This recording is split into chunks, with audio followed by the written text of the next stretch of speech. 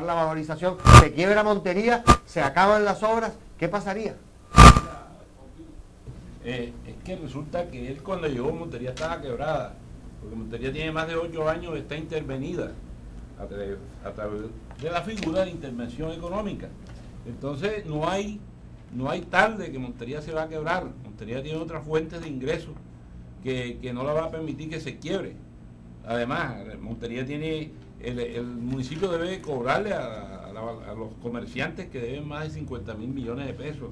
Tiene la tasa de valorización, la tasa de la gasolina, en fin, los recursos que vienen ahora de los petróleos, en fin, de los minerales.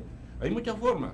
Entonces lo que pasa es una cosa que se le debe decir al alcalde y a todos los que quiera ser alcalde, que hagan las cosas en derecho. Es que no van a echarle el muerto ahora, que los abogados que demandamos son los que no queremos a Montería y que vamos a quebrar a Montería, porque uno tiene que seguir permitiéndole aquí al funcionario que llegue que pisotee la Constitución y la ley.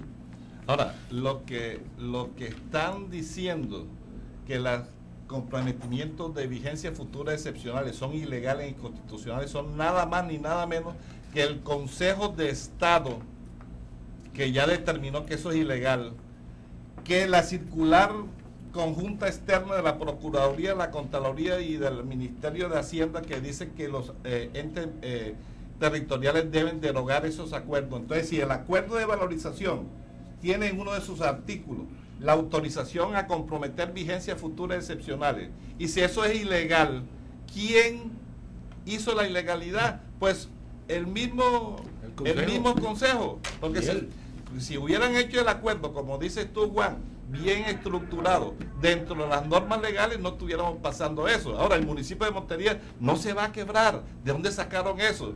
Le doy una formulita al alcalde. El próximo alcalde puede comprometer vigencia futura ordinaria dentro del periodo de su mandato, y con eso puede avalar las contribuciones o las deudas que tenga ahora el municipio. O sea, así de sencillo. El municipio tiene un poco más de 300.000 millones de pesos de ingresos total, incluyendo el sistema general de participaciones. ¿De dónde sacan eso de que se va a quebrar? Además ya estaba quebrado, porque la intervención de ley 550 es una forma de quiebra. Yo me atrevo a decir que eso es un chantaje que quiere hacerle. Hay algo bien importante, y es que se habla de irresponsabilidad en estos momentos, y se señala de irresponsables a todas las personas que estamos en contra de la contribución de valorización.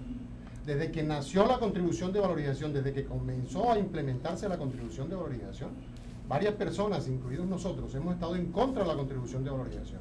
¿Y qué será más irresponsable? ¿Que estemos en contra de la contribución de valorización? ¿O será más irresponsabilidad comprometer vigencias futuras con una garantía del recaudo de un tributo que no es seguro? Por otro lado, ¿será más irresponsable los que estamos en contra de la contribución de valorización o los concejales y el alcalde que aprobaron estos acuerdos, mediante los cuales le dijeron a los monterianos que le iban a cobrar 70.000 millones de pesos sin ningún estudio técnico ni científico que demostrara la capacidad de pago de los monterianos? ¿Quiénes seremos más irresponsables? ¿Los concejales y el alcalde que aprobaron unos acuerdos abiertamente ilegales, abiertamente injustos e inequitativos, o nosotros que estamos a favor de la legalidad? Entonces, por eso, en estos momentos no se puede señalar de irresponsable abiertamente a todo el mundo, porque si hablamos de irresponsabilidad, yo creo que la mayor irresponsabilidad le cabe a los concejales y al alcalde. Peor aún, el alcalde, para montar la contribución de valorización en el municipio de Montería, contrata a la Unión Temporal Valorización Montería a través de la Cámara de Comercio. No lo hace directamente a través de una licitación pública o concurso de méritos, sino a través de la Cámara de Comercio, para no surtir los efectos legales. Eso será responsabilidad y responsabilidad.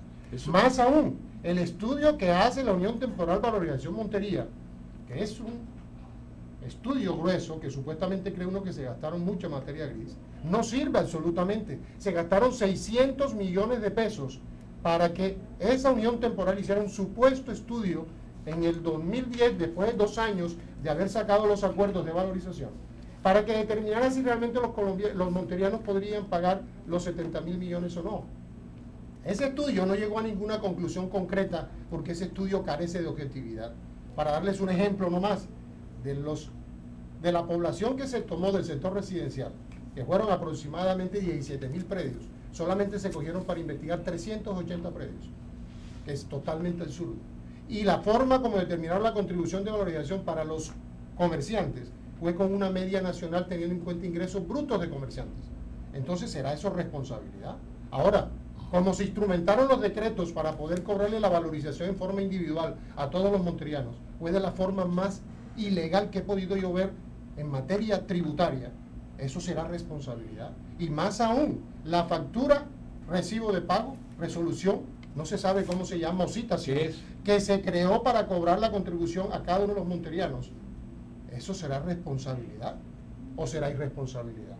Entonces es conveniente que, por el contrario, nosotros lo que queremos es informar a la comunidad monteriana y decirle cuál es la realidad. Lo que se está desinformando es a través de los medios diciendo que Montería se va a quebrar si se desmonta la contribución de valorización.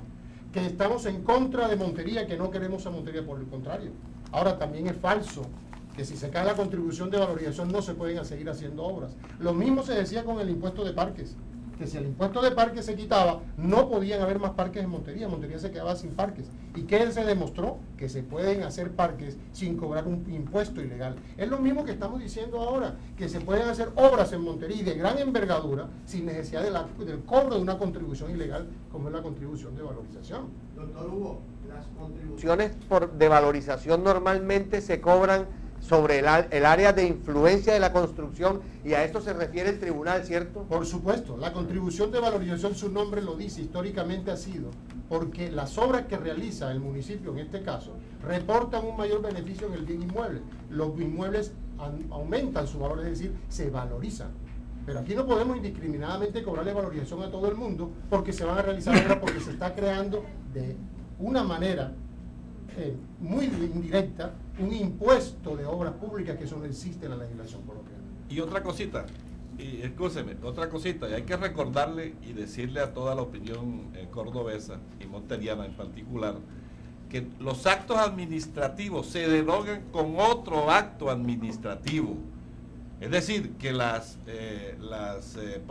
propuestas que hay por ahí de ciertos candidatos que dicen que van a acabar la contribución con otro acto del Consejo es perfectamente viable. Así es como se hacen las cuestiones y así como lo están solicitando la circular de los entes de control, que se deroguen todos los actos administrativos porque son violatorios de la ley y de la Constitución. Luego, yo no sé qué clase de asesoría le está llegando a la alcaldía para estar ahora en contravía de los preceptos legales. Si se quiere actuar conforme a derecho, está la circular de la Contraloría, la Procuraduría y la Auditoría General de la Nación. Hay un fallo del tribunal que declara la nulidad del cobro de la contribución de valorización en relación con el monto, y hay precisamente la inconformidad de la gran mayoría de los monterianos por la contribución de valorización. Entonces, lo más honesto sería que se le diera cumplimiento a todo esto que nosotros acabamos de mencionar y se suspenda ese cobro. En ningún momento se debe estar desinformando a la ciudadanía y poner a la ciudadanía contra la pared diciéndole, si ustedes no pagan contribución de valorización se quiebra el municipio. Eso sí me parece una irresponsabilidad. Eso sí me parece absurdo y salido de todo tono. Por el contrario, si el municipio, por X y Y motivo, la fuente, una de las fuentes, porque la fuente ínfima de la financiación de las obras de Montería es la contribución de valoración, porque la gran fuente de financiación son los recursos que recibe el municipio por ciudades amables. Ahora, ¿qué otros recursos o qué otras fuentes se pueden utilizar para reemplazar la contribución de valorización? Hay muchas. Solamente le menciono uno. La cartera que tiene el municipio por impuesto predial se acerca a los 50.000 millones de pesos. Y las obras que determinó el alcalde que se hicieran, que entre otras cosas son diferentes algunas a las que fijó el Consejo, suman apenas 26.000 millones de pesos. Entonces, ¿por qué se le dice a los monterianos que se va a quebrar Montería si se desmonta la contribución de valorización? Por el contrario. Doctor Hugo, usted acaba de decir algo que me llama la atención. Las obras que se están ejecutando no son las mismas que aprobó el Consejo. Así es. Basta leer el artículo primero del acuerdo 010 y basta leer el decreto 790 del año 2010. Si uno analiza detalladamente el decreto 790, está, por ejemplo, vamos por mencionarle una, la ampliación del parque central hacia la ronda del Sinú no la autorizó el Consejo. Y no solamente las obras, los porcentajes de absorción que fijó el Consejo no son los mismos que fijó el alcalde por decreto. ¿Y cuáles son los porcentajes de absorción, que son palabras un poco extrañas que no entiende la comunidad? Simplemente fueron unos porcentajes que se fijaron para que de acuerdo con ellos se pudiera hacer la distribución de la contribución de valorización. En otras palabras, fuera de que los acuerdos fueron expedidos en forma irregular, los decretos contradicen en gran parte los acuerdos expedidos, que eso es abiertamente ilegal, abiertamente inconstitucional. Pero yo no he querido meterme en la parte jurídica porque sé que la gran mayoría de las personas que están viendo este programa no son abogados. Pero si nos metiéramos en la parte jurídica, créanme que hay cantidad de horrores jurídicos en los acuerdos y en los decretos del alcalde. Entonces, por eso es que me molesta que se señale de irresponsable a las personas que estamos en contra de la contribución de valorización. Porque, repito, aquí no nos hemos referido en forma tangencial a aspectos, bueno, a algunos aspectos concretos, pero los aspectos meramente jurídicos que instrumentaron el cobro de esta contribución de valorización es lo más absurdo que he visto yo en materia tributaria. Y por último, si se anula el monto, repito, como lo anuló el tribunal, en mi concepto se acabó la contribución de valorización, porque como dice el adagio popular, muerto el perro, se acabó la rabia. Bueno, pero la administración todavía tiene el recurso, ese es en primera instancia, ¿cierto? Todavía puede apelar. Pero bueno, Pompilio, ahí vamos. ¿Por qué va a apelar si, de acuerdo a la información que sale en el Meridiano y del secretario de Hacienda, el fallo del tribunal no lo afecta? ¿Por qué va a apelar entonces? Si se apela, Juancho, si se apela, me parece a mí la decisión más deshonesta con los monterianos. Porque si bien en los dos fallos anteriores se dieron ínfulas de que eran fallos a favor de la contribución, ¿por qué no se cumple y por qué no se hace lo que dice el Tribunal Administrativo de Córdoba en esta ocasión? Si se apela, ¿qué es lo que se busca con eso? Dilatar los efectos del fallo para que las personas sigan pagando. Correcto. Ustedes tres recomiendan que los monterianos no paguemos la contribución por valorización. Mi recomendación ha sido desde un comienzo esa. No se pague contribución de valorización por todas las razones que hemos expuesto esta noche y en programas anteriores. Y en la práctica lo estamos haciendo, los que estamos aquí, ninguno de los tres estamos pagando. Y aclaro que hay un fallo pendiente del Consejo de Estado sobre la vigencia futura que va a anular ese acuerdo. Estamos esperando ese fallo que ya está en el despacho del magistrado. Bueno, al principio ustedes dijeron que los pagos se habían forzado, se habían coaccionado a las personas. ¿En qué forma? El decreto 790 y el decreto 517 del 2010 expedido por el alcalde contemplaron la posibilidad ordenaron que aquellas personas que fueran a realizar cualquier operación con los bienes inmuebles tenían que estar a paz y salvo con la totalidad de la contribución de valorización. ¿Qué pasó con esto? Inclusive, esto se siguió desde el momento en que ni siquiera la contribución de valorización estaba causada, es decir, el sigilo. Entonces, ¿qué ha sucedido? Que como por decreto el alcalde fijó esto, los notarios también en forma irresponsable acogen un decreto y no la ley y le dan pleno cumplimiento al decreto y le exigen a todas las personas que quieran realizar cualquier venta, hipoteca o acto similar con los bienes inmuebles que paguen y estén a paz y salvo con la contribución de valorización. Lógicamente, porque ellos van ganando ahí también. Entonces, lo que se ha dado con esta contribución de valorización ha sido más, o el pago que se ha logrado ha sido mediante una coacción jurídica instrumentada o aliada mediante un decreto, o ayudada mediante un decreto. Decreto ilegal a todas luces. Y un decreto ilegal, porque hay que anotar uno de los horrores jurídicos al que se refiere el doctor Hugo Vázquez, en el sentido de que el 0517, ese decreto, fue firmado en junio del año 2010, y el acuerdo que lo autorizó a hacer ese decreto entró en vigencia en octubre. O sea, está produciendo un decreto que no estaba autorizado a hacerlo. Un detallito adicional.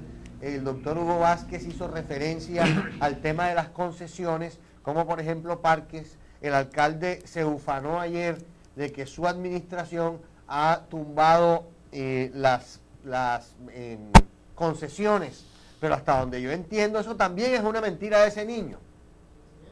La concesión de Parques se acabó por el fallo del tribunal de primera instancia, O sea, no por él. donde declaró la nulidad del impuesto de Parques. Entonces, no fue una decisión administrativa, no fue porque el alcalde decidió unilateralmente hacerlo, fue porque había una sentencia. En las zonas azules se decidió también acabarla porque había una sentencia de primera instancia que declaraba ilegal las zonas azules.